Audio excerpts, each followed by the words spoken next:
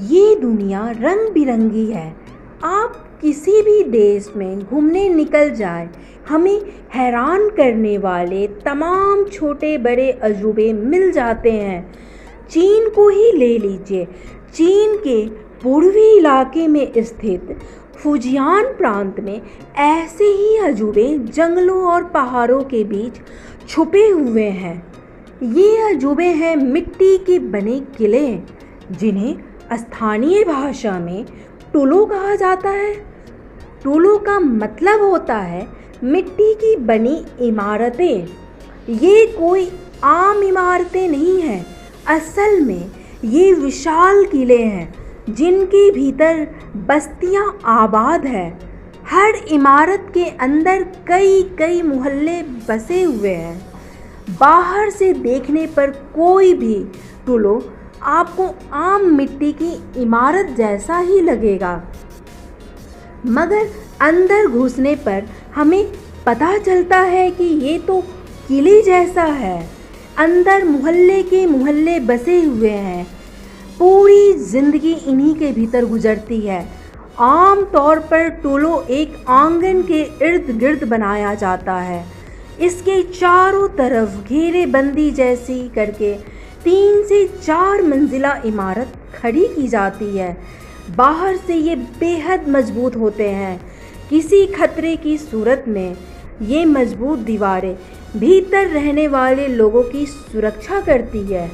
इन शानदार इमारतों के भीतर आबाद लोग इन दीवारों के अंदर खुद को और अपनी परंपरा को महफूज रखते आए हैं। 16वीं से 20वीं सदी के बीच बाहरी दुनिया के लोगों का इनके भीतर जाना मना था। टुलो के अंदर जाने पर आपको कतार से बने लकड़ी के बने कमरे मिलेंगे। आम तौर पर ग्राउंड फ्लोर पर किचन बने होते हैं। इनके ऊपर की मंजिल पर अनाज रखने का इंतजाम होता है। इनके ऊपर की 2 मंजिलें बेडरूम के तौर पर इस्तेमाल होती है। सैकड़ों सालों से यहाँ लोग रह रहे हैं। शीत युद्ध के दौरान इन किलों को अमेरिका ने मिसाइल सिलो समझ लिया था, जहाँ मिसाइलें छिपाकर रखी गई थी।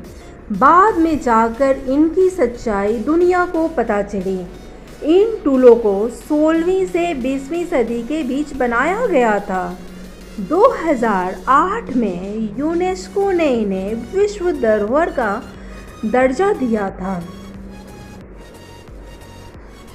शीत युद्ध के दौरान इन किलों को अमेरिका ने मिसाइल सिलो समझ लिया था, जहां मिसाइलें छिपा कर रखी गई थी। बाद में जाकर इनकी सच्चाई दुनिया को पता चली। इन टुलों को 16वीं से 20वीं सदी के बीच बनाया गया था। 2008 में यूनेस्को ने इन्हें विश्व धरोहर का दर्जा दिया था। जब चीन में आर्थिक सुधार शुरू किए तो इन टुलों में रहने वाले बहुत से लोग शहरों में जाकर बस गए। ये शानदार इमारतें वीरान होने लगी थी, मगर जैसे जैसे तरक्की हुई और इनकी शोहरत दूर दराज तक फैली, यहाँ सैलानियों का आना शुरू हुआ। 2008 में जब यूनेस्को ने फुजियान के ऐसे 46 टुलों को विश्व विरासत का दर्जा दिया, तो यहाँ टूरिज्म का विस्तार तेजी से हो गया। कभी खुद को बाहरी लोगों की नज़रों से बचाने के लिए बनाए गए मिट्टी के इन किलों के दरवाजे बाहरी लोगों के लिए खोल दिए गए। अंदर एक पूरी दुनिया आबाद देखकर लोग हैरान रह जाते हैं। टूरिज्म बढ़ा तो इन्हें छोड़कर बाहर बसने गए लोग भी वापस आने लगे। ऐसे ही एक शख्स है लिंगजोंग युआन। लिंगजोंग 20 बरस की उम्र में अपना कारोबार करने के लिए ग्वांगझो शहर में जाकर बस गए थे, मगर जब उन्हें टुलो की बढ़ती शोहरत का पता चला तो वो वापस अपने टुलो चले आए। वो यहाँ पर गौरमेट टी यानी खास तरह की चाय बेचने का कारोबार करते हैं। लिंगजोंग कहते हैं कि शहर में उनके कारोबार की पहुंच सीमित थी, जबकि टुलो को देखने के लिए लोग पूरी दुनिया से आते हैं। इसलिए उन्होंने यहाँ आकर अपना कारोबार शुरू कर दिया। आज इन टुलों को देखने के लिए बड़ी तादाद में लोग आते हैं। इनके बीच लिंगजोंग का धंधा खूब फल फूल रहा है। लिंगजोंग घर वापसी करने वाले यहाँ के अकेले बाशिंदे नहीं, वो तो कारोबार के लिए वापस आए हैं, मगर बहुत से लोग ऐसे भी हैं जो शहरों की ज़िंदगी से उकता कर इस किला बंद बस्ती में रहने के लिए वापस आए हैं। 81 बरस के जियांग एन चिन ऐसे ही एक शख्स है। जियांग यहीं पैदा हुए थे। जवानी के दिनों में वो काम की तलाश में अपने टुलो को छोड़कर चले गए थे, मगर वो यहाँ रहने के लिए वापस आ गए हैं। जियांग कहते हैं कि शहर की ज़िंदगी में एकाकीपन बहुत था। यहाँ लोग एक दूसरे से मिलजुल कर रहते हैं, एक दूसरे के साथ वक्त बिताते हैं, बहुत मिलनसार होते हैं। इसलिए वो अपने टुलों में रहने के लिए वापस आ गए।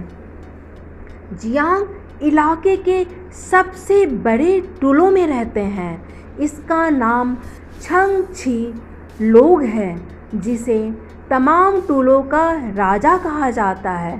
इसमें एक साथ कई गांव आबाद हैं। ये बेहद शानदार इमारत है। वे यहाँ अपने परिवार की 4 पीढ़ियों के साथ रहते हैं। चीन के लोग मेहमानवाजी के लिए भी मशहूर है।